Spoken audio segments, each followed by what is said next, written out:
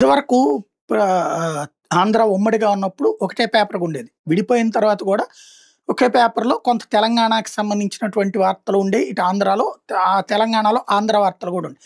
అందువలన ప్రాబ్లమ్ ఉండేది కాదు. ఇప్పుడు క్రమంగా రాష్ట్రం విడిపోయిన భావన మీడియాలో అయితే బాగా వచ్చింది. టీవీ ఛానళ్ళలో ప్రాబ్లమ్ లేదు. ఇప్పటికి కూడా న్యూస్ ఛానళ్ళన్నీ కూడా 2 రాష్ట్రాలు ఇస్తున్నాయి. న్యూస్ తప్పించి ఇక్కడ మిగతాదంతా నడుస్తుంది. మిగతా అన్ని ఛానళ్ళలో కూడా క్లియర్‌గా ఈ కాన్సెప్ట్ నడుస్తోంది.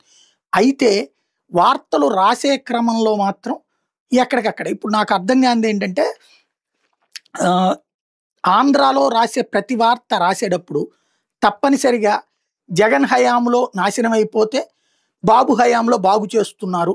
జగన్ హయాంలో ఇది పడుకుంటే, బాబు హయాంలో చేస్తున్నారు. ఇంతకుముందు అద్భుతంగా ఉండేది. ఇలా రాసుకొస్తున్నారు. తెలంగాణలో కూడా అట్లా రాస్తున్నారా?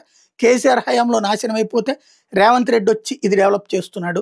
కేసీఆర్ ఈ వ్యవస్థను చిన్నాభిన్నం చేస్తే, రేవంత్ వచ్చి ఇట్లా చేస్తున్నాడని ఏమన్నా రాస్తున్నారా? అది చేస్తే ధైర్యం చేసినట్టే అక్కడ.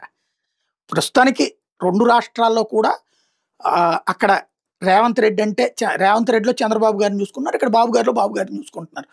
అర్ధజన్ మీడియా కూడా. రాత రాసేటప్పుడు అక్కడ కొంత భయం ఉంటది అనుకుంటున్నాను నేను తెలంగాణలో.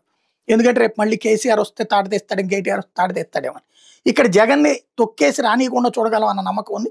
ఒకవేళ జగన్ వచ్చినా వీళ్ళ ఆస్తులకి ఏ ప్రాబ్లం లేదన్న ధైర్యం ఉంది. ఎందుకంటే వాళ్ళ ఆస్తులన్నీ కూడా తెలంగాణలోనే కాబట్టి. అదే అక్కడైతే గనక అవసరమైతే ఆస్తుల మీద కన్నా గొడవకెళ్తారన్న భయం ఉంది. అందుకని అక్కడ ఏ పార్టీతో అందరి పార్టీలతో కాస్త బ్యాలెన్స్ మెయింటైన్ చేస్తారు. ఇక్కడ పూర్తిగా వన్ సైడెడ్‌గా వ్యవహరిస్తున్నారు. అక్కడ అట్లుందా పేపర్‌లో? ఒకసారి చూసినోళ్ళే చెప్పాలి.